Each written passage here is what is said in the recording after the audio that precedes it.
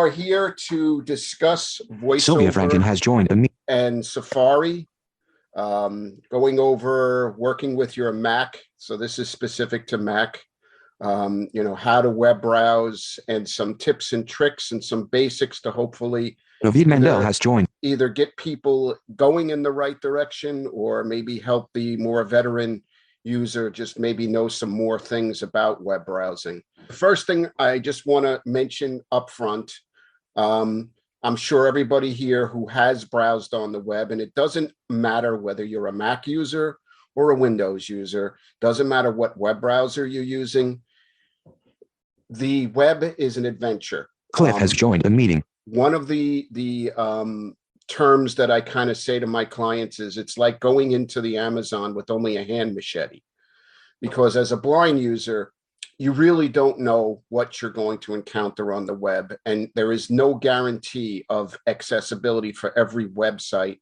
that you decide to browse.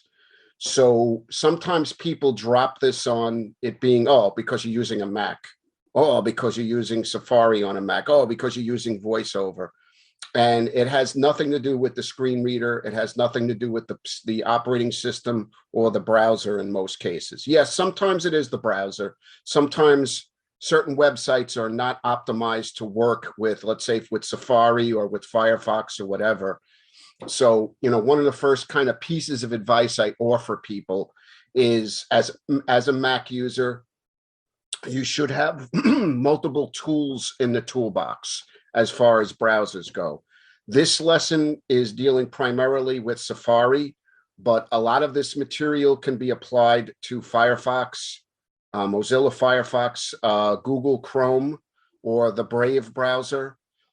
So there are other accessible browsers out there should you decide that you need to try a different browser to have a better experience with a website that might not be optimized with Safari. But sometimes, or most of the time, it really comes down to the fact that developers are not aware. I don't want to be mean about it, but they're not aware of accessibility. And some people don't even think blind people can use computers, let alone tie their own shoelaces. So making a website accessible for a screen reader is the last thing that they probably have on their minds or an understanding of, because realistically, most websites are designed for visual appeal. They want to catch the sighted users' attention and, attract them for their products or whatever. So in doing this, they often render the website pretty difficult for us screen readers to use unless they're smart enough to actually use the accessibility tagging and other strategies that you can find. And all you need to do is just tell a developer to just do a basic, internet search for how to make your website accessible. And there's places like the W3C, the World Wide Web Consortium, and other organizations that have a great deal of information that you can read and utilize to make your website accessible and check the accessibility of your website. And there are companies out there as well that will help you do that. But just be advised of this.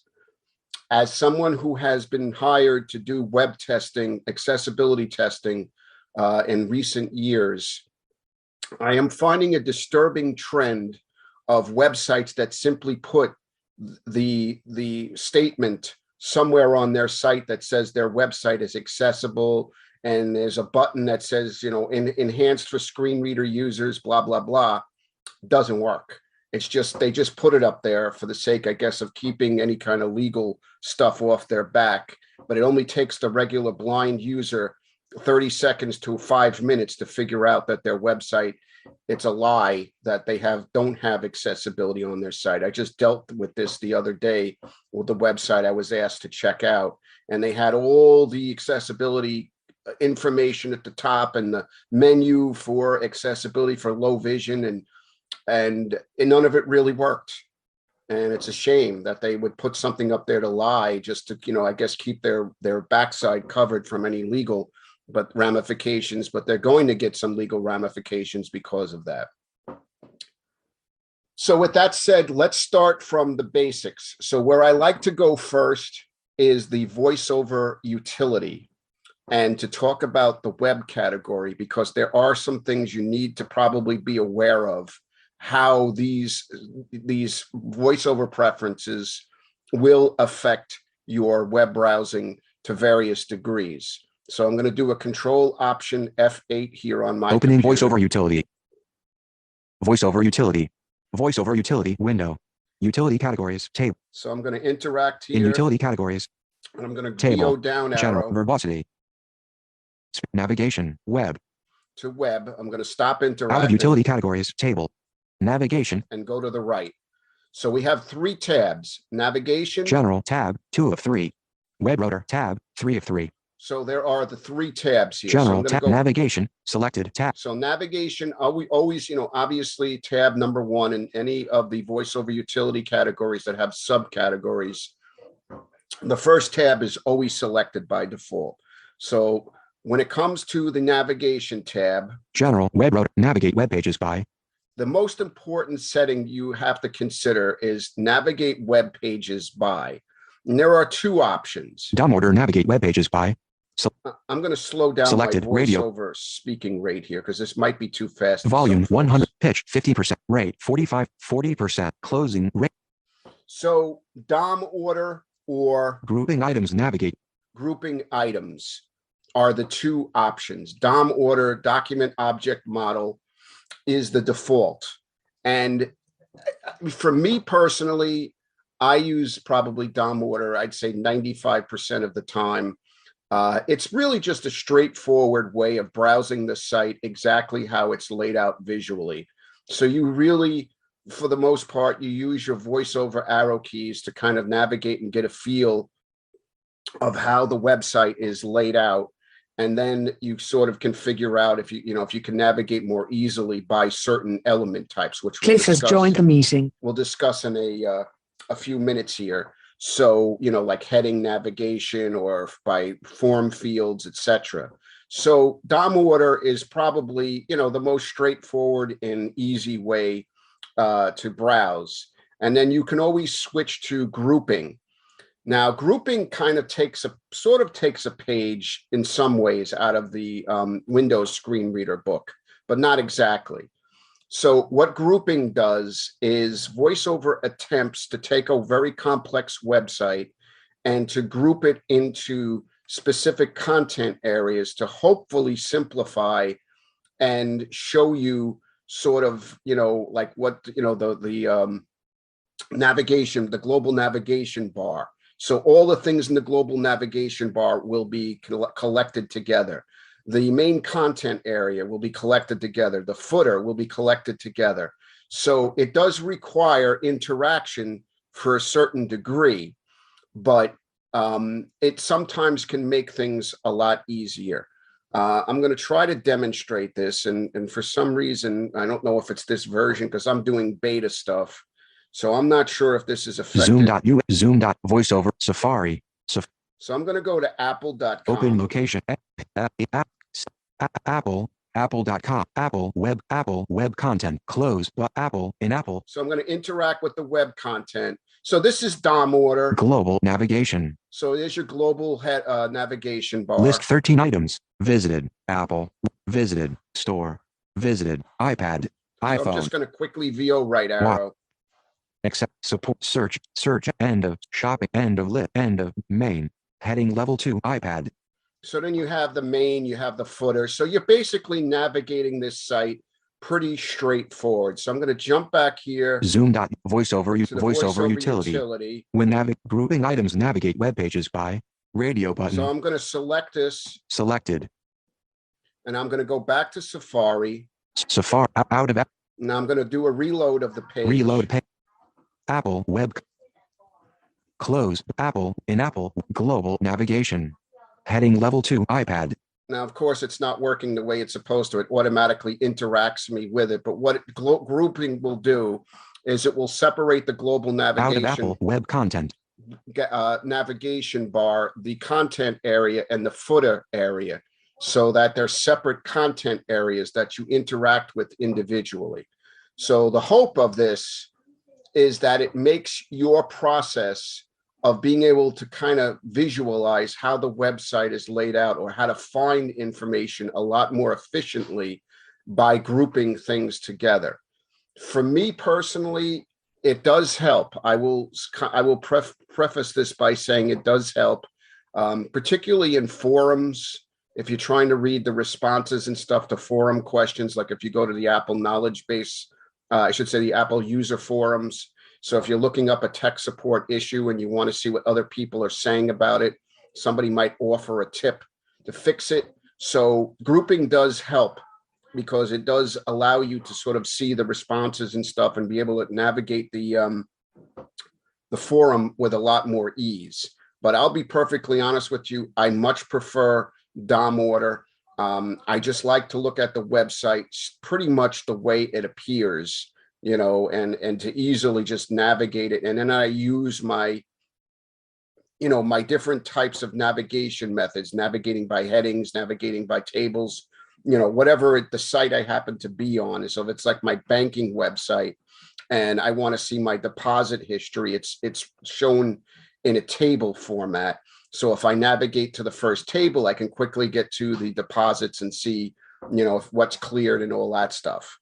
So I just find personally that DOM order is the best way for me to navigate. But again, there are some blind people, maybe a few of you are on this call, who would swear by grouping. And I know I can think of two friends of mine, two Mac user friends, who would probably be very upset with me and take umbrage with me about the fact that I prefer DOM order over group order because they swear by grouping. So it really comes down to personal preference, but I just wanted you to understand the difference between the two. And I just wish that this beta version of Safari would actually show this better to you guys. That's the one thing about challenge to being a beta tester is things don't always work when you're using it the way it's supposed to. VoiceOver. So I'm going to go back to the VoiceOver utility and I'm going to select the second tab. Web General tab 2. Select General tab, and I'm going to go back here because there's two things in the General tab that I need to just let you guys. Web router when loading a new web. So when loading a new web page. Speak web page summary when loading a new web page. Unchecked checkbox. So this is, you can have VoiceOver basically sort of give you a summary of a website where it will tell you how many headings, how many let's say tables, etc. Before I forget, when web general navigate selected. Navigate web page. DOM order selected. Web general tab 2. Just wanted to put it back to DOM order before I forgot. When loading a new web page. Speak web page summary when loading a new web. So I usually keep this unchecked. Well, I kind of vary sometimes because I've been doing the web testing, so I kind of go back and forth with this. So this checkbox is up to you. So if it's checked, VoiceOver will give you the summary. So I'm just going to check this here. Safari. Go back to Safari. Safari. Reload page. Web content. Apple page has 97 links, 22 headings, 5 form controls, 1 web spot, 7 landmarks, 1 frame, 5. So you hear it's giving you a summary of what is on this website overall. Now, if you're somebody who's an experienced web browsing person, this stuff means something to you. You know, you want to know links, you want to know headings, form controls, gives you a basic idea of what you're going to be dealing with a site that you might not be familiar with at all. So that can be very useful. But if you don't have that checkbox checked, if you do a Apple page has VO Shift I, Apple page has 97 links, 22 headings. You can always call up the summary on its own. So in other words, you don't necessarily have to have this checkbox checked if you don't feel it necessary. VoiceOver utility voice. Now, the other thing I wanted you to hear in the general category.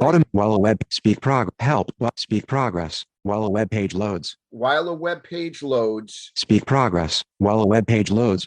Pop-up button. So this is a pop-up menu.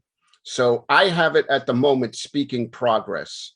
because when I'm doing web testing, I want to know how quickly this website loads and if there's any issues with it from that perspective. Menu. But if I VO space, Do nothing. you have do nothing, Play tone. play tone, Check mark. Speak or progress. speak progress. I usually have it play tone if I'm doing my own Speak stuff. progress. And when it plays a tone, it makes a nice little clicking sound to let you know that progress is happening. And then when the clicking sound stops, you know that the web page has loaded fully. But again, this is personal preference. Whatever you happen to like.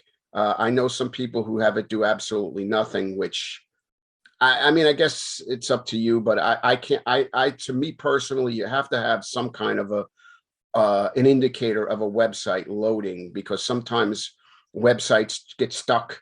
Sometimes they're not fully loaded. And if you have the indicator on, you'll actually hear it keep repeating, 70% loaded, 70% loaded, 70% loaded. So at least you have an idea if a website is actually fully loaded or not. But again, personal preference. While automatic speak web general, navigate web rotor. So web rotor is the third tab, and this has to do with using the quick nav feature, which I'll get into shortly.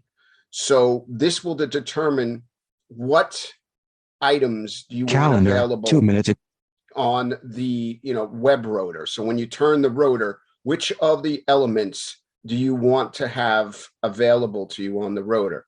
Some people like a lot. Some people like a lot of stuff on there available to them, different things. Some people like a very sparse rotor. Maybe they only want headings, links, form controls. They don't want to have text, static text, visited links, visited links. They may not want all of the things that are to offer. So when you look at this web rotor tab, 3 selected, select item order table. There's a table you interact with. In item order table, row 1 of 20. Item order links, checked, checkbox, selected, item order links, checked. So links, item order headings, form controls, web spots. So there's a whole bunch of things you can check out. And if you don't want it on your rotor, you simply uncheck the box. So this is, again, preference. This is the user's, what you guys feel most comfortable having available on your rotor. It's not set in stone. So in other words, you can experiment. You can come in here and you can uncheck certain things. And then if you decide later on, I really probably should have, whatever, check boxes or, buttons or whatever on the rotor. So you can come back here anytime and you can make changes to the whatever you want available for your rotor. So there are a couple of other things in the web category. I tend to leave everything else pretty much as the defaults.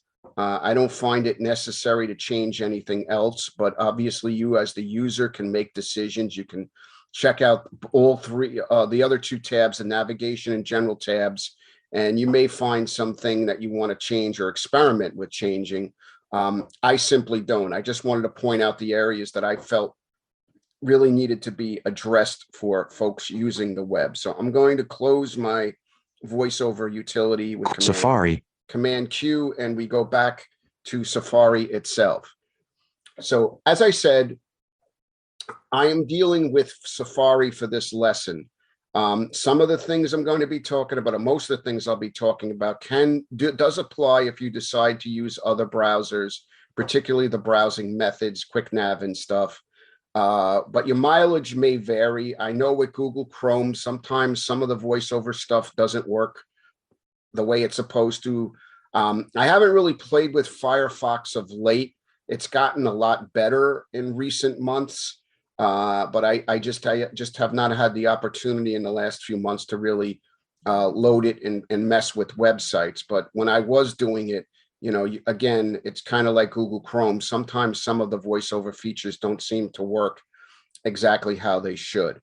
Now, one of the first pieces of advice I offer, and this is just advice, people don't have to do this, but from working with clients over the years, particularly people new to using a Mac, I try to minimize the amount of clutter that an application screen has if it's possible.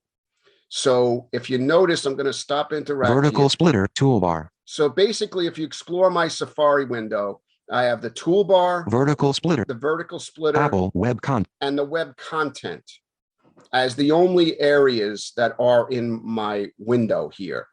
Now, if you do a VOM, Control Option M, menu bar, and you go to the right to the View menu. Safari file, edit, view. Now, if you work your way down the View menu, you'll notice there's all these different types of bars and stuff that you can have showing in the Safari window. View menu, check mark. Always show toolbar in full, customize toolbar. Always show tab, show favorites bar, Command Shift. B, show status bar, Command, show sidebar, Command Shift. L, show bookmarks sidebar, Command, show reading list sidebar, show shared with you, Command Control. So you notice everything here says show, meaning that it's a toggle. So right now, all of these bars are hidden in my Safari window. And I do this on purpose. Even for as many years I've been using the Mac and VoiceOver since 2005, I still keep these bars hidden. Once in a while, I'll unhide like the favorites bar or the reader, depending on tasks that I happen to be doing at the time in Safari. But for general web testing, as I've been doing lately, I basically hide all of the bars. And I suggest to the new user that this is a good approach in the beginning, because sometimes, depending on the website, you don't end up in the content of the website. You end up elsewhere in the Safari window. And getting your way back to the web content is not always easy. One little trick, though, I will offer you is sometimes you end up in the toolbar. So if you find that you're in the toolbar, so I'm just going to go edit menu, Apple close this out here, go back vertical to the split toolbar in toolbar. I'm going to interact here just to give you an idea of what you'll hear. Tab group picker, tab group is currently selected. Go back, menu, go forward, dim, Capital One shopping, privacy report button, add page to secure site certificate button, https:// So there is the address field here that you'll eventually get to, which obviously has the current website, apple.com. But keep in mind that the address bar can also be utilized as a Google search field as well. So in other words, you can type a URL or you can just type a string or a phrase, whatever, that you might be searching for Google. Now, if you get stuck in the toolbar, though, you would just have to uninteract and go to the right to find the web content, or in section 1 item from Mac for the Blind Fall 2022 online in Apple web content. You do VOJ and you will jump back into the content of the website. It might take a couple of jumps, but you'll get back into the content area. And the good thing about VOJ, Control Option J, is it automatically interacts for you. This is the jump to linked item command. And those of you who've taken my Finder classes or have worked with me privately, or the Reminders app, contacts, this is one of my favorite, this is one of my favorite commands that I like to use to quickly get from one content area to another and save myself a lot of navigation and aggravation. So it will work if you get stuck in the toolbar as well. And, global now list 13. So all I got to do is just start navigating, and I'm already interacted. So I don't have to do any interaction on my end here. So, again, it's a piece of advice. Keep your Safari window clear, as much debris as possible. And it just makes it easier for people to understand what they're quote unquote looking at. No pun intended. So if they do get lost in the Safari window, it's very easy for them to get back to the content. So Command L is your address bar. So when you do Command L, you go right into the toolbar where the address bar is. Open location, https:// So it will read you the current website, and then you can overwrite it. It does have an autofill thing, but sometimes the autofill will drive people crazy because they get confused by what they hear. I will be perfectly honest with you. It does drive me crazy too. So I just normally just completely type out where I'm going and don't necessarily, not, I mean, most of the time, I don't necessarily rely on the autofill. I just type out every character of the website I'm going to, because a lot of times I found that the autofill puts a different website than I'm intending on going to, which can be sort of annoying when you find out that the wrong web page is loaded. So I just tend to type out where I want to go. So you type it out, and I'm just going to do again. Apple.com, And I'm going to www.apple. hit enter, and it will, load the web page. Close, but Apple web content in Apple web content. So type it out, hit enter. It will take you to the website where you're going. We'll talk about bookmarks and favorites and other ways you can quickly get to sites in a little bit. But just to give you a quick little how you get there kind of thing, Command and the letter L, like in Lima, opens the address bar. Now, once you're in the website, particularly if it's a website that you've never adventured on before, I tend to just do the good old fashioned global list 30, visit, watch, air, TV. Navigate to the right or the left to go back or forward, get a feel for how the website is laid out. Does this developer use a lot of headings? Are there a lot of crappy labeled images that make no sense? Do you have form fields that have to be filled out? I know somebody recently contacted me and said they had some issues with form fields, and navigating through form fields can make life a lot easier than trying to kind of work your way through and find, any edit boxes that have to be filled out or check any check boxes. But, I always try to explain to people the first run through, try to just use the VO arrow keys to give you an idea of how this site is laid out. What does it have on it? Because you'll discover tricks of your own, especially if it's a website that you go to a lot. Now, the problem with forms, though, is web forms can be very well written with accessibility, and all the check boxes or radio buttons, if you're doing a survey, are great. And it's a table, and it's very easy to figure out what question you're answering. Sometimes like they have the scales, from 1 to 10. So you have, 1 as the worst and 10 as the best. And you just kind of navigate and check the radio button that you feel corresponds to your feeling about that particular question. Did they provide good service for you? Was your hotel room clean to your satisfaction? And you can check the radio button that you feel most, fits your opinion of how you experience things.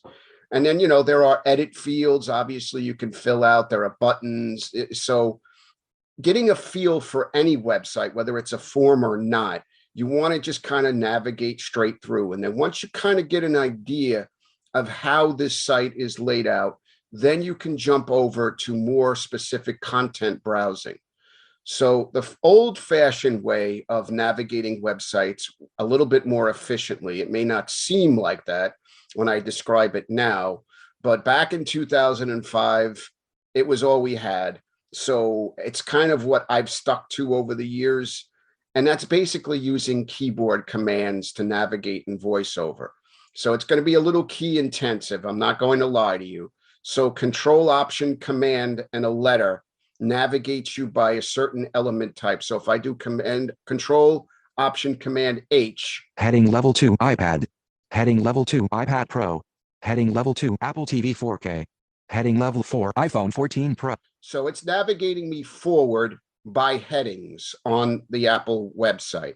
If I add the Shift key, so now we have Shift, Control, Option, Command, H. Heading level 2 Apple TV 4. Heading level 2 iPad Pro. Heading level 2 iPad. We go backwards. So you have letters like L for link. Learn more about order iPad. Learn more. You have, if there was a form field on here, you could do J to go to the next form option.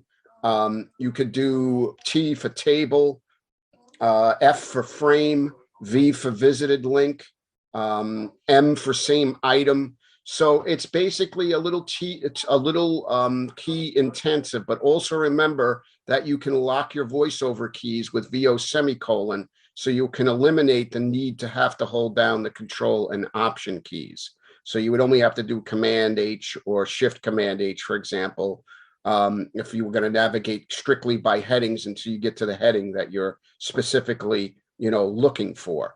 So it's not necessarily the most the easiest way, especially if you're somebody who doesn't like pressing a lot of keys. You may have a physical impairment as well as your visual impairment. I've worked with clients that have, neuropathy in their fingers, or have different types of conditions, or might be taking, certain medications that makes it difficult for dexterity. So it's not necessarily the most desirable way for most users to have to navigate. But again, like I said, back when Tiger came out, Mac OS Tiger, that's all we had. That's the way we browsed. If you wanted, you'd either just do the straightforward VO arrow keys, or you would just use the VO commands. So that's the first way to navigate. Now, the cool kids way came along. I think it might have been around Snow Leopard. No, not Snow Leopard, Mountain Lion or Lion. I forget where it came in.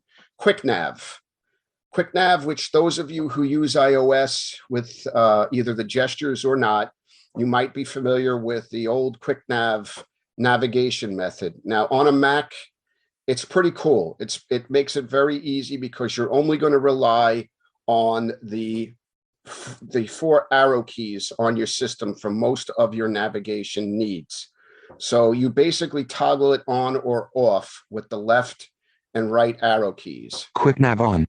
So I just press the left and right arrow keys. So if I just press the right arrow key by itself. Order iPad Pro heading level 2 Apple TV, the Apple Experience, available starting November 4th. Learn more about Apple TV 4. So I'm just going forward, just as if I would do VO right arrow. So instead of doing VO right arrow, I'm just pressing the left arrow. I mean, the right arrow by itself. So if I go left arrow by itself. Available start the Apple Experience heading level 2 Apple TV 4. I go backwards through the site. Now here's the neat thing about QuickNav though. So if you press the arrow combinations, you can carry out specific tasks. So for example, if I do the left and down arrows out of Apple web content, I stop interacting. If I do the right and down arrow, main, it interacts me with the, with the content area. If I do up and down arrow, I would activate a link. So let me just find heading level lovable, available heading main, end of global, end of lit, lovable, and search Apple.search, accessories, only on Apple TV, AirPods, 7. So we'll just do AirPods. So if I do up and down arrow, AirPod support. So it will take me to the AirPods page. So up and down arrow acts as basically VO space or a left mouse click in the sighted world. So it activates the item that you're on. Now, getting back to, as I said, with QuickNav, if you're familiar with it with iOS, you can turn the rotor. So you can do the same thing on the Mac by pressing the left and up or the right and up arrow keys. Characters, navigation, buttons, landmarks, web spots, form controls, headings. So I'm going left arrow. Now, if I do right and up arrow. Form control, web spots, landmarks, buttons, navigation. So I'm just going through the rotor. So if I want to, buttons, landmarks, web spots, form control, headings. So I'm on headings here. So if I hit the down arrow by itself. Heading level 1, AirPods. Heading level 2, AirPods Pro. Heading level 2, AirPods. So I'm going forward by heading. If I hit the up arrow by itself. Heading level 2, AirPods Pro. Heading level 1, AirPods. I go backwards. David Mandel has joined the meeting. So if you turn, you can navigate by whatever element type is, desirable simply by using the, the rotor, turning it to that specific element type and using the up or the down arrow keys to, basically go, navigate either forward or backwards. So again, it makes it possible so that you're only doing most of the required navigation simply by using your 4 arrow keys. You don't even have to, really do a lot of keyboard pressing until, let's say, for example, you have to log into a website or something like that. Now, there is an extension of QuickNav called single key navigation, which basically rips off a page from Window-Eyes or JAWS, where you can do, instead of having to do all the keyboard pressing like Control-Option-Command-H or Control-Option-Command-L, you can simply use the letter or a shifted letter instead. Now, you toggle it on or off while QuickNav is on with Control-Option-Q. Single key quick nav off. Single key quick nav on. Now, with it on, as I said, if I just press the letter H by itself. Heading level 2 AirPods Pro. Heading level 2 AirPods. If I do shifted H. Heading level 2 AirPods Pro. Heading level 1 AirPods. So it goes backwards. So you're basically eliminating the need for the additional Control, Option, and Command keys in effect. Now, one caveat I do have to point out, because I've had a few clients over the years get tripped up over this, and as much as they want to use the single key navigation, they run into one particular issue. If you have to log into a website with a user ID or password, or you're filling out a web form that requires edit fields like your name, your address, etc., you have to make sure you interact with the edit field before you can start typing your regular characters. If you don't interact with the edit field, your single key presses are going to be treated like, like navigation commands. So you can end up. I found it easier just to turn quick nav off instead of interact with the field. Yeah, well, you could do that too. That's another quick trick. Or you could add the interaction and uninteract to the QuickNav commander as well, which is a little bit beyond the scope of this particular lesson. But there is a QuickNav commander in the VoiceOver utility.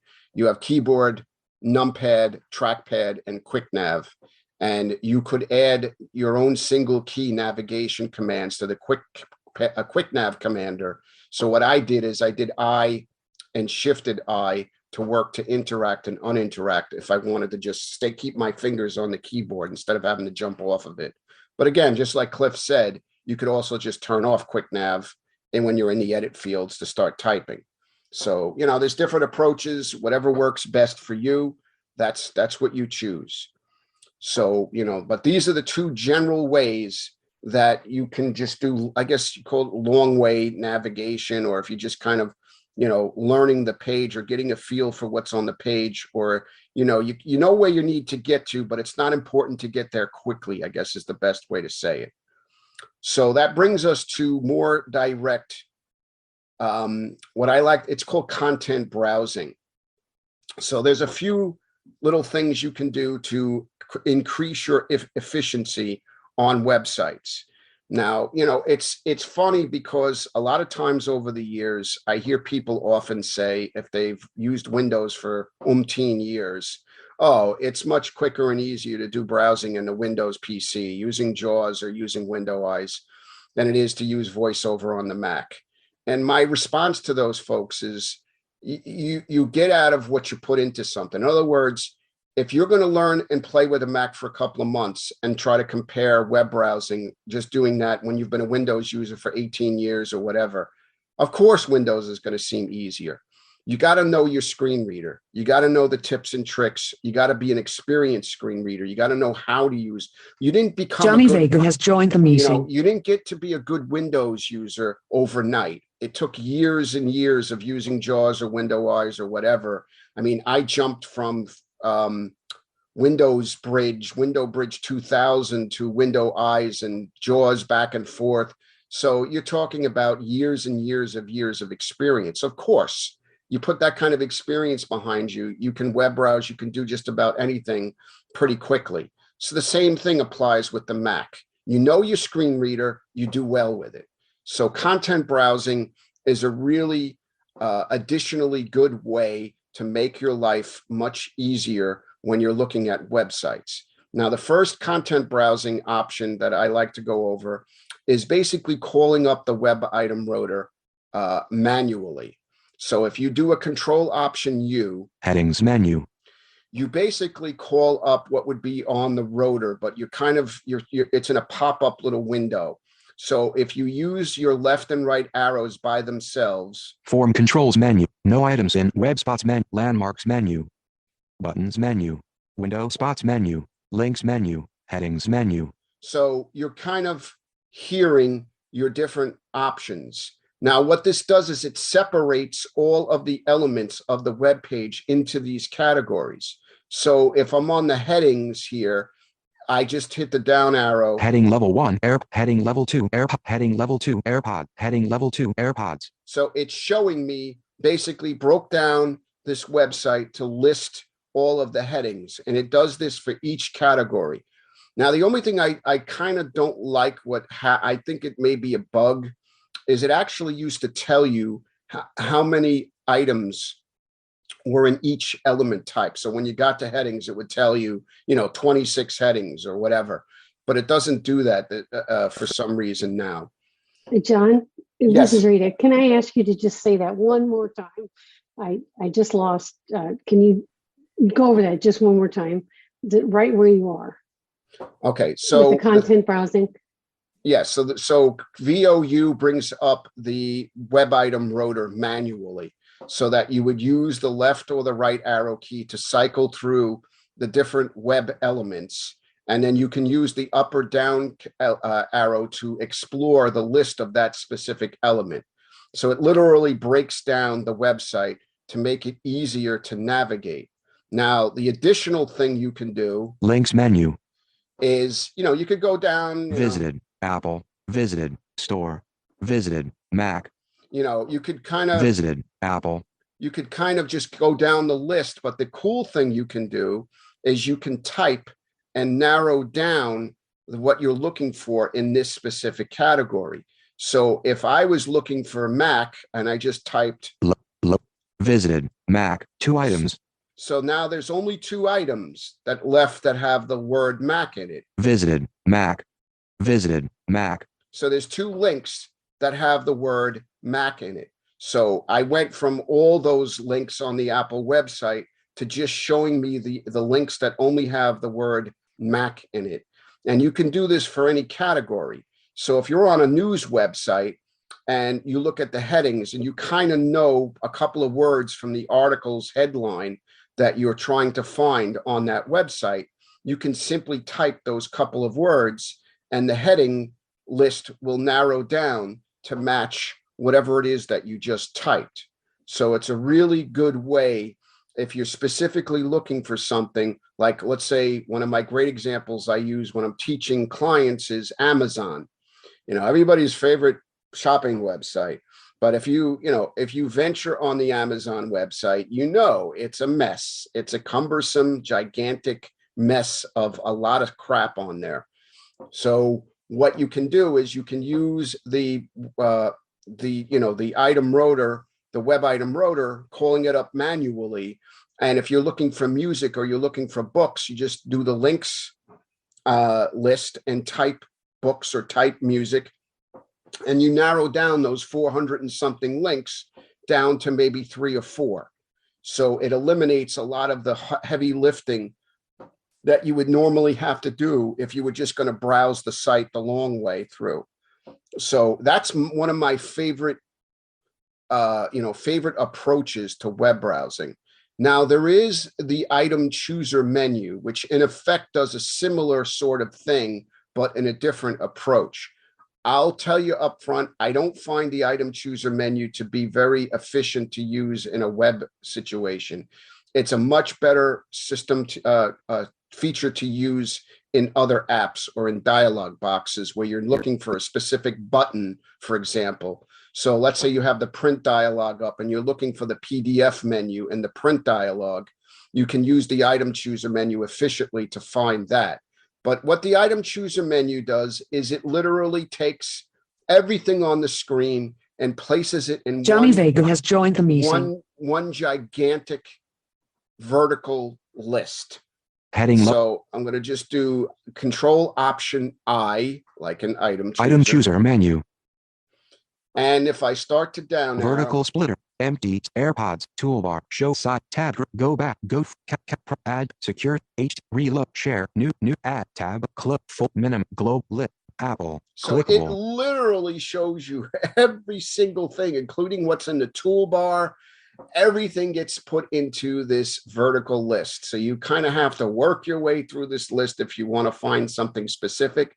You can, again, you can type to narrow tab, down. visited, Mac, So I just typed Mac, and yeah, it will narrow it down to only Mac, visited, Mac, compatible hardware, visited, Mac, but it has some additional things on here that have the word Mac, because it's not, just links. Like before, I was just on the links list. So when I typed Mac, it only came up with 2 links. But the item chooser menu is going to have other things that have the word Mac in it as well. So again, it may be useful for you in specific situations, but I simply just don't ever really use the item chooser menu on the web, especially when you start dealing with really cumbersome, complicated websites where you end up at like literally 500 or 600 items in a vertical list. It's just a little overwhelming to me. So I would prefer to use the web item rotor called up and just focus on a specific element type, like links or headings, whatever it is that I'm happening to be looking for. Now there is the VoiceOver search command as well. heading level 1, So if you do Control Option F, like in Find, now this also works in other apps too, such as I use this a lot in documents if I'm looking for specific text within a document, but it does work on the web as well. So enter search text, previous search. So VOF will call up the search field, the little search box. Now it's a very simple search. You can type up to 20 characters. It keeps a 5-item history. So if you up arrow, you can go through the last 5 items that you've searched for, and then you can hit enter on an item that you want to repeat. But if you're looking for something new, so if I just type MAC Mac and I hit enter, it's probably not going to get Mac OS. Yeah. Mac OS. Okay. So, it's going to kind of get you to the first occurrence, which may not be helpful to you if you're looking for a link or you're looking for something completely different. It just takes you to the first occurrence of that word. But, so again, as I said, it's a much more, to me, it's a more practical search field thing to use in text documents, but it's still usable on the web. It's gotten a lot better. I remember a few operating systems ago, you were sort of hit or miss doing VOF, but at least it does find the first occurrence of a word, if you use it. And there's the Command F search, the global search too, if you really wanted to do that. And it works in a similar fashion, but at least you can have case sensitivity and other bells and whistles to your search that you don't have with Control Option and the letter F. To me, I don't really use Command F that often. I usually know what, Control Option F when I'm working in documents does the job. So I typically I stay away unless I'm doing a search and replace, a global search and replace in a document. Then I will use Command F, because then you have the check boxes for find and replace all and all that stuff. So that is an instance in which I will, but I don't really use Command F on the web myself.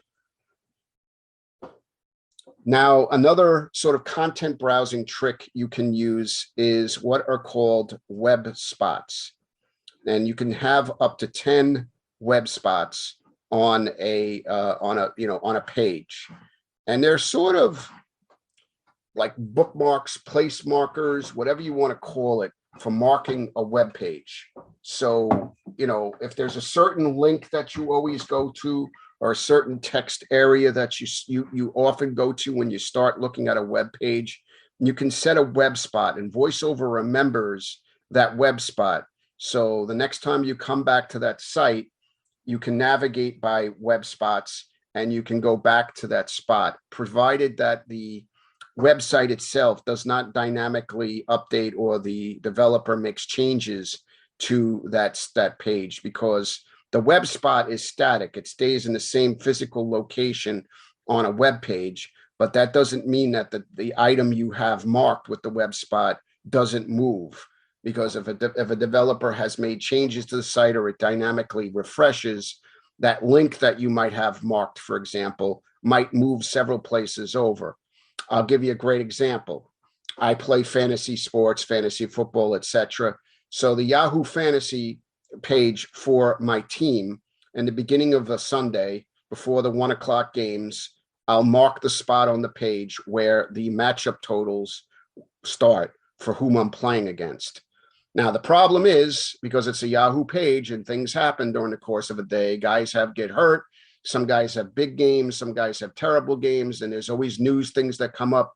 So by, let's say, 3:30, 4 o'clock, when I go back to the Yahoo site, I jump to that web spot. It's no longer where I expect it to be. So I have to go find where where the matchup totals start up again.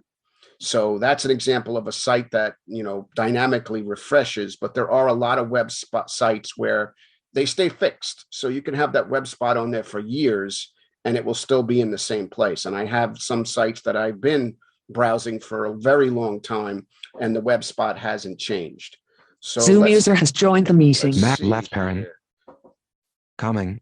Let's see here. Out of text. Heading level 3. Shop and learn. Let me see where I want to mark this.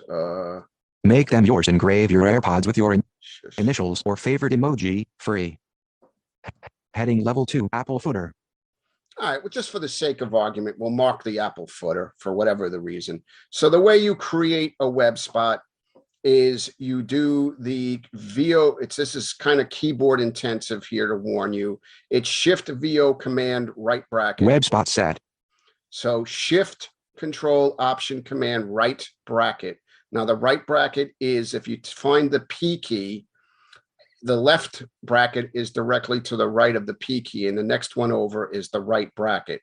So VO Shift Command right bracket will mark the web spot. You can destroy a web spot with the Shift VO Command left bracket if you want to get rid of it. Now I'm going to jump to the top of the page here. Global navigation. And I'm going to use the go to next voiceover, the next web spot, which is you can either use the VO Command right bracket, drop the Shift key. Heading level 2. Apple footer. So that took me right to the Apple footer where I marked the spot. But I also could use the rotor and turn the rotor with quick nav on to web spots. And I can navigate that way if I don't want to do all the keyboard contortions to do all those keyboard commands. So as again, you can have up to 10 of these guys basically on a web page. So you can mark it up at least 10 different times. And then if you have another page on that site, you can continue to add web spots to the subsequent pages. So for example, if you mark the web, on the main Apple site, but then you go to the Mac page because you might be interested in maybe buying, the new Mac Mini M2s that are supposed to be coming out or whatever, you can mark web spot that particular area. So it can be useful for a lot of things depending on what you need to do on the web.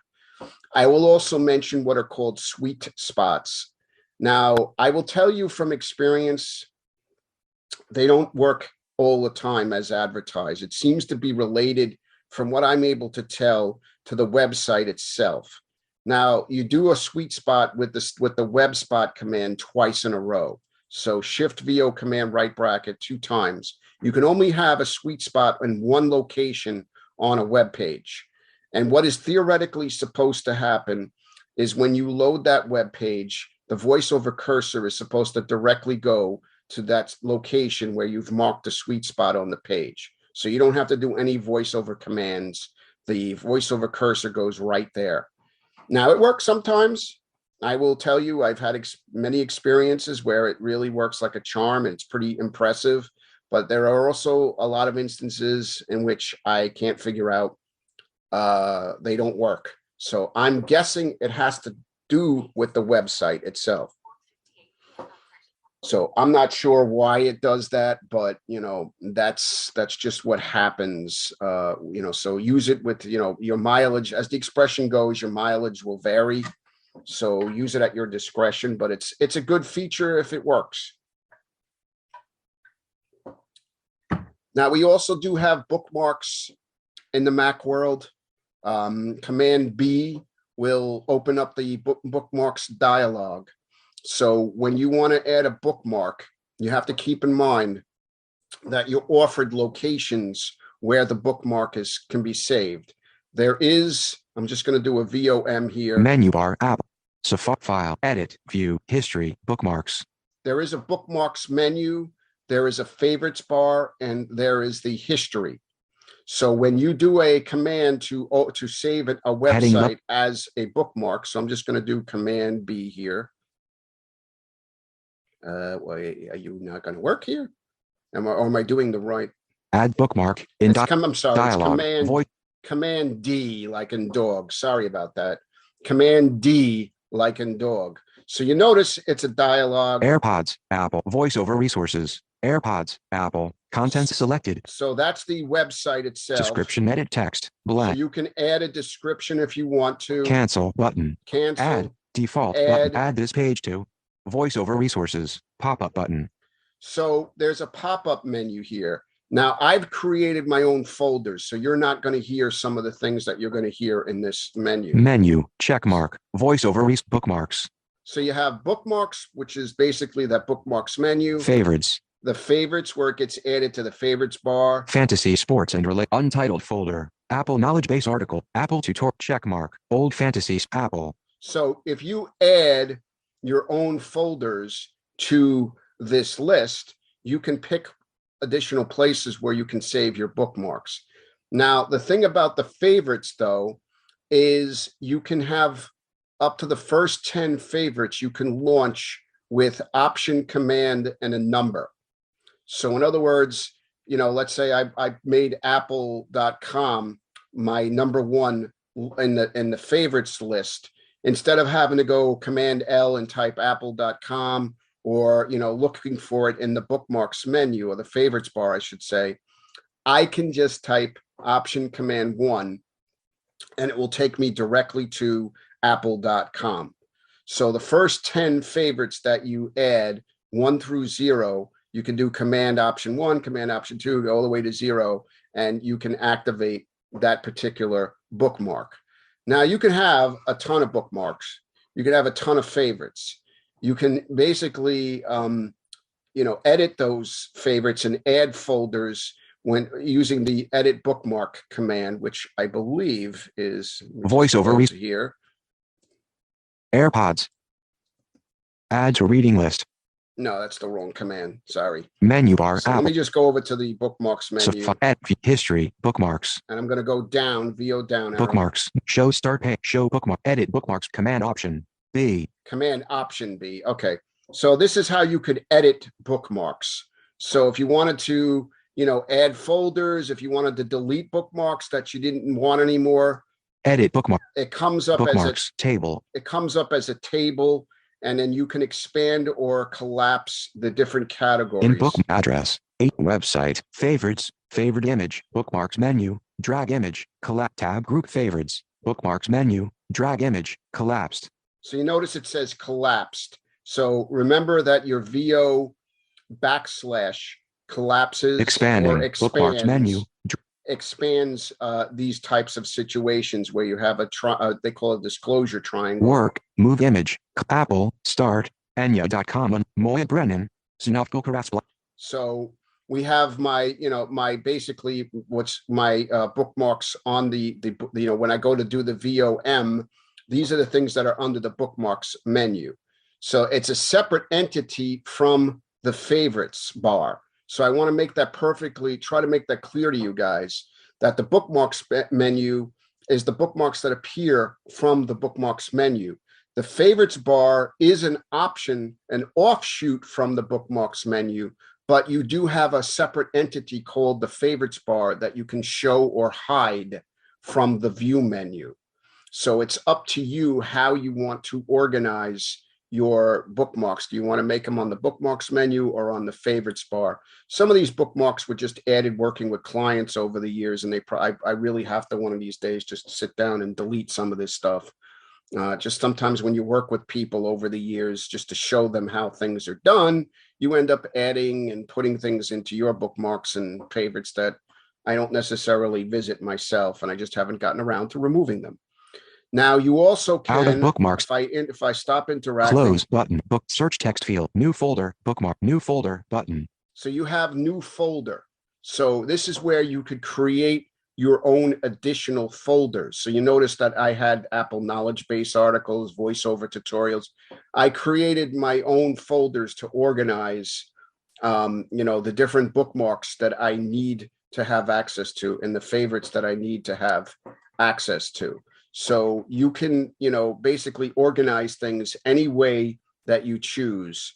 You may have to kind of experiment a little bit and get a feel for things, but once you get you wrap your head around how to edit the bookmarks and keep on top of them, you can keep a very organized system, which I've slowly been moving towards. My problem is I've merged bookmarks from different Macs and from PCs over the years, that I have so much stuff in my bookmarks and favorites that some of them are so outdated, they don't even exist anymore.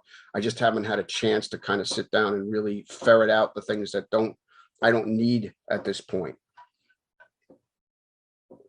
So that's how you would organize your bookmarks. Now, the only other thing I just wanted to discuss here, well, there's two things I wanted to discuss here. Firstly is downloads. So when you download something, it's just like in Windows, you'll click on the link or whatever it is to download an item, provided that it's not something that downloads in, 0.2 seconds. Command, Option, and the letter L will open up the downloads menu. I should say screen, whatever you want to call it, window, whatever it's called. And it will show you your list of current downloads in a table. And it's just like in Windows, you can see the download progress, how much is downloaded, how much is left to go. And there's also a button to show in Finder. So once the download is completed, you can press VO space on the show in Finder, and you'll take you right to Finder and show you the file in your downloads folder. So my point here is that it's not visible by default when you do downloads. So you have to do Option, Command, and the letter L to get the downloads to appear, the downloads window. So just keep that in mind. And then you can clear your downloads if you feel that you don't want to have that list anymore. Usually it does, it seems to me, it seems to clear itself during reboots, but I'm not sure if that's my imagination, or I just haven't really been downloading a lot of things lately on my Mac, which is really not true because I have. Zoom.us has new. But it seems that anytime that I download something, I should say when I reboot it, the downloads window seems to be empty other than the latest thing that I'm downloading. The last thing I want to talk about is the Safari Reader. And there is, to my knowledge, I think this exists in Firefox and Chrome. I'm not 100% sure about Firefox, but I'm pretty sure it exists in Chrome. So the Reader feature is basically a cited feature. It's not something that was developed for VoiceOver users, but we take advantage of it. So a lot of times when you read documents and articles online, it's a mess. There's all of these social media links, self-plugs, and it just makes trying to read a document or an article in context very, very difficult. Even for a sighted person, I've spoken to sighted people that hate the way some web pages present articles because you can't really follow the article because it's got all this other nonsense cluttering it. So what the Reader feature does, and it is available in iOS as well, by the way, in Safari, is it clears out all the extraneous links and images and garbage that doesn't belong in that article or document, and it leaves only the text of the article and anything that's relevant to that article or document. So once it's done, you just do a VOA to read all, Control Option A, and you can basically read the entire article or document in the way it's supposed to be read. Now, Command Shift and the letter R in Safari, Command Shift and the letter R, not Command R reloads a page. Command Shift R will load the reader format if it's available. Don't always assume that the website is optimized or developed in a way that the reader will work in all cases. Sometimes, like an Apple Insider, for example, you try to read articles on Apple Insider and Command Shift R does nothing because of the way that it's formatted. So my point is, if it doesn't work, it's not necessarily anything going on with you. It could just be that that article or document is not formatted in a way that will load the reader. Sometimes the reader will load part of an article. So don't, if you're like sitting there going, I could swear there's a lot more to this article. Most likely you're right, because sometimes the way the article's formatted, when you do the reader format, it cuts out parts of the article because of the way it's formatted. So you may have to go back and just read it the old school way and have to deal with all the extraneous nonsense. Now, if you do put something into the reader format, you can share it and email it to people in the reader format. So, a lot of times when people share links, they just send a link in the email to somebody. So they have to open the email message, click on the link, and they go to the website, and they're good luck to finding the article themselves. If you have an article loaded in the reader format and you share it by email and you send it to another blind person, or any person for that matter, the text of the article will go in the email. They'll have a link to the site if the person wants the original, where you got the original article from. It's at the top. But the cool thing about it is, as a blind user, the article text is right there in the email. You don't have to go looking for it if you don't want to. So that's typically how I share articles or documents that I find online that I want to share with, let's say, a client or with friends or whatever who are blind. And I have a couple of sighted friends that have learned to do this for me when they want to send me something they think I'm interested in reading. So just as a side note about the reader feature. All right, so I know it's, as I said, I kind of compressed a couple of lessons into just over an hour here. So there are some material that I went quickly through, and there might be some odds and ends that I did not have time to cover. But in general, this should give folks a pretty good direction to using Safari on their Mac. Let's open the floor up to some questions. You have to, I have, 25 years worth of bookmarks myself. So if you want to reorder them, do you have to drag and drop? I mean, I know that I need to delete probably. Well, you can do Command C to copy, Command V to paste. So you can move them around that way and just delete the copies. That's how I do it. I mean, yeah, you can drag and drop, but I find drag and drop to be, I find drag and drop sometimes to be unreliable. So I simply just copy and paste and delete the duplicate if I want to move things around in my list. Oh, okay. That's basically how I've been doing it. Okay, question about if you're just so completely lost. Like, say you go to, let's just, recipes.com, and you're looking for a recipe, and there's these embedded videos.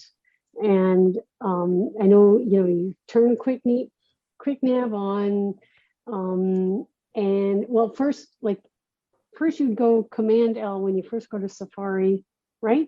And type in recipes.com/broccoli casserole, say, okay? Would you and do your that? browser blows up. Yeah, your browser blows up because who eats a broccoli casserole? But anyway, yes, that's what you would do. Yes. Okay, and then you're there, and then you turn quick nav on, and then you turn the rotor. You actually never have to turn it off. If you do Command L and just start typing, it'll go right to it. You don't have to turn quick nav off to do that. Okay, so then you turn the rotor with the up and the right arrow to say headings.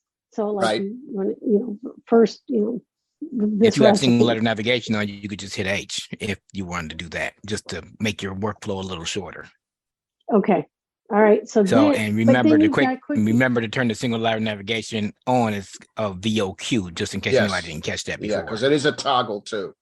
Okay, got it. Okay, so while the quick nav is on, you can do VOQ, correct? Yes. Mhm. Yes. Okay. It will okay. not work. I'm glad you said that. It will not work with quick nav off. It will not. Yes. Some people Okay. think it does, but it doesn't. I know tried there are that. some people. Exactly. Yeah, it does Okay. not work. Yeah. VOQ will not work when it's quick. Okay, I'm trying to make. Yeah. Okay. Okay. Quick nav is off. Okay. Right. So I do the H. I find the recipe. Okay. So then I hit the up and down arrow together to get to that, to activate that.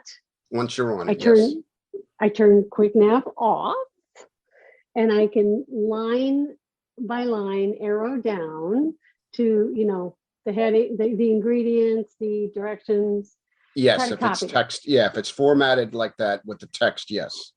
Okay, the issue I'm finding is a lot these videos autoplay with when you're in a recipe and you've gotten 5 of the ingredients copied, and then all at once there's a video that starts playing, or Right. something happens, like you get so lost, you're just like, where am I? Okay, so a lot of times when I'm totally lost like that, I just like I shut it down and I go back in, and I know that's really the long way to do it. Well, if it's a video that plays, try the letter K to see if that pauses the video. Okay. It's not going to work in all instances, but it's, it tends to the standard YouTube type video player that often pops up on these sites. The letter K acts as a pause and resume. So just as I'm not guaranteeing you on recipes.com that that's going to work, but it's worked in a lot of places that I've, Okay, when videos audio play. Yeah. Yeah, because I've run into that a lot myself. I hate that. I've done that with certain sites where they just start playing the video, and it's like, if you're blind, okay, that's great. Yeah, right. Exactly. So for example, that video play is playing, and you're trying to capture this text, and you hit K, and it pauses. What do you do then? Do you keep arrowing to You get should down be able to to keep arrowing, but what you can also try, and again, this doesn't always work. I want to make sure I preface this, but if you have quick nav on and let's say, for example, that the broccoli casserole information is like, there's a heading that says, broccoli casserole, whatever, that particular, and then the next heading is a different version of that recipe. Now, if you start off on the first heading, you have quick nav turned on and you're on the headings in the rotor, if you hold the shift key down and you hit the letter, the down arrow, that should highlight everything between that heading and the next heading. And then you can do a command C to copy to the clipboard. So it should grab everything between those two headings. But again, let me just be perfectly clear here. It really relies on the formatting and how that developer has formatted this stuff, because it doesn't always work. But it does, and I've let's just say I've used it more times than not. It works. I mean, it's just so many of these companies, like banks, do this a lot, where you get their website is at least accessible enough where you can look up your deposits or whatever, and then you go back there like a month or two later, and they changed everything, and it's like, what happened? It's not accessible anymore. Right. So and unfortunately, it's amazing to me in 2022 that we're still having this same conversation that we could have been having in 2010 with web accessibility, and it's gotten better in some instances. Right. There's an awareness out there, and I'm not trying to make it like doom and gloom for everybody, but the reality, as a blind screen reader user, you have to keep that in the back of your mind, that you're going to encounter a lot of websites that you have to do workarounds on. And it's frustrating and it's annoying, but it is doable.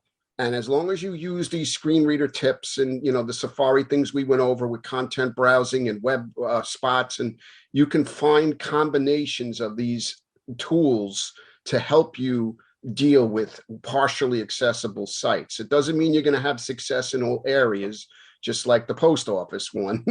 But, Yeah. you know, there are instances where you can do enough of a workaround. Let's say you're looking to buy some really odd thing that's not really available on Amazon. It's a specialty item and you got to go to this specific website, you know, the Wile E. Coyote Acme website or something.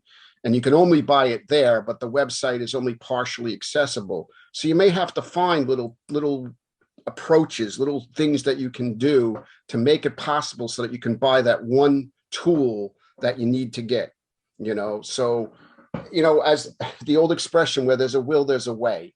Right. You know, Now, it's just that as a blind person, people get frustrated very easily and they just give Yeah. up, and I you do. can't. You can't. You Right. got to kind of work. You got, and you know, it challenges your own skill set, and it Right. really makes you, you know, become a better screen reader user and a better web user when you have to figure out workaround ways to get things done for yourself. Well, my question though is with that, do things work differently? Like I've tried it on my phone, on my iPhone. Would it perhaps work a little bit differently if I use Mac? It may, because the iPhone, usually they use a mobile version of websites, Right. which is stripped down and may not have all of the extraneous stuff on it. So I always try to, you know, suggest to people like Facebook, for example, if you're a big Facebook junkie, using the Facebook website on the iPhone is a better experience than using Yes. it on a Mac or a PC. You know, Definitely. obviously using the Facebook app is probably your best approach, but I hate the Facebook app anyway, but that's a different story. So you might be out of the mobile versions of Amazon, mobile versions of Facebook, mobile versions of, you know, a good little trick, by the way, doesn't work all the time, but try, if there's a specific website that you're trying to go to that normally is a mess, try whatever that URL is. So Okay. m.facebook.com in the address bar, and that will force the web browser to load the mobile version of that website. And you may have better luck, you know, trying to navigate. It doesn't work in all instances. Not everybody uses that what's the term for that? Yeah, that, you know, so just be aware of that. All right, folks, you all have a good rest of the day, good rest of the week. Remember, for all Mac, iOS, and any kind of Apple training, visit macfortheblind.com. John Panarese has some free courses and some reasonable paid courses. You won't be disappointed. See you next time.